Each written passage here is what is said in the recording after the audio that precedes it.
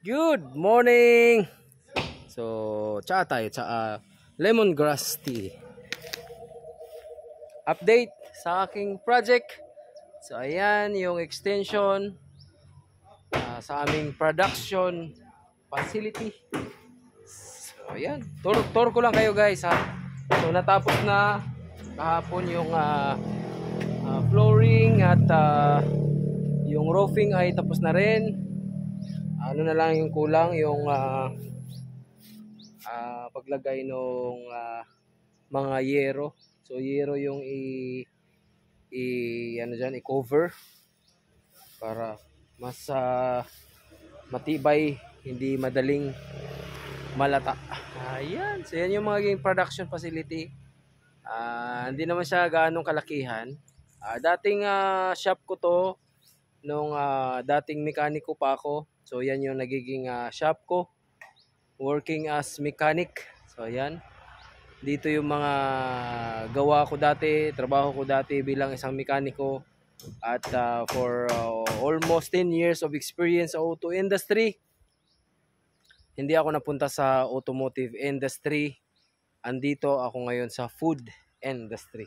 So nasa bakery ako nakalinya ngayon. So ayan sa likod yung production site ng bakery, no? Yung local na biscuit, sopas kung tawagin sa amin.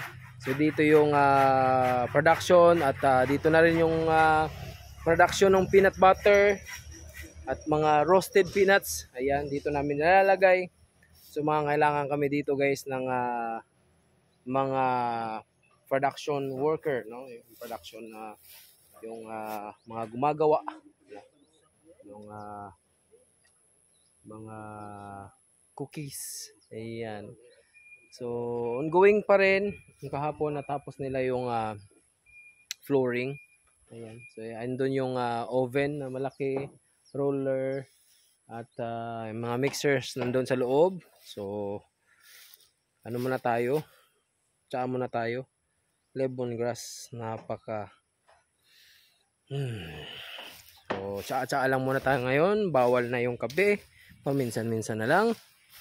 So ayan, yun na lang po yung update for today's video. Maraming salamat sa mga hindi pa nakapag-follow guys. Make sure to follow kasi siguradong meron kayong matutunan sa aking mga gagawin guys, no, sa araw-araw. Ayan, ako ay nagba-vlog, daily vlog, not for profit, no? So wala tayo niyan, hindi pa natin kinukulit na tayo sa Facebook, pinapadala na tayo ng kung ano-ano mga requirements, pero hindi natin asikaso kasi hindi naman yun yung goal natin. Ang goal lang naman ay makapag-inspire, no? Sa mga, lalo na sa mga kapwa OFWs guys, na mga naghahanap ng mga gustong matuto, no? Yung meron silang makitang pwedeng makapag-inspired sa kanila, lalo sa mga OFW around the world. Ayan, so yun na muna guys, at maraming salamat sa inyong patuloy na suporta, no? Team Friends Baker, maraming salamat, no? At yun lang po, at yun, thank you, bye bye, cheers.